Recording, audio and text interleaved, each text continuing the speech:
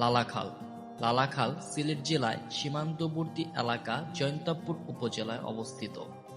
স্বচ্ছ নীল জলের সাথে দুপাশের নয়নাভিরাম সৌন্দর্য ভ্রমণ পিপাসু পর্যটকদের প্রতিনিয়ত মুগ্ধ করে এই লালাখাল। নাম লালাখাল হলেও এর পানির রং স্বচ্ছ নীল দেখে মনে হবে সেন্ট মার্টিনের পানির রঙে হুবহু প্রতিচ্ছবি।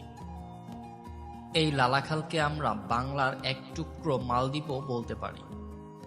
আজকের এই ভিডিওটিতে আমি আপনাদেরকে লালাখালের অপরূপ সৌন্দর্য দেখানোর চেষ্টা করব।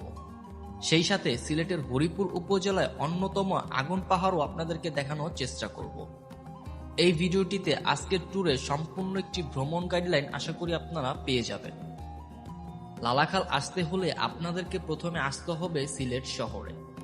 সিলেটের সুবানীঘাট থেকে বাসে করে জনপ্রতি ৭০ টাকা দিয়ে জাফলং রোডে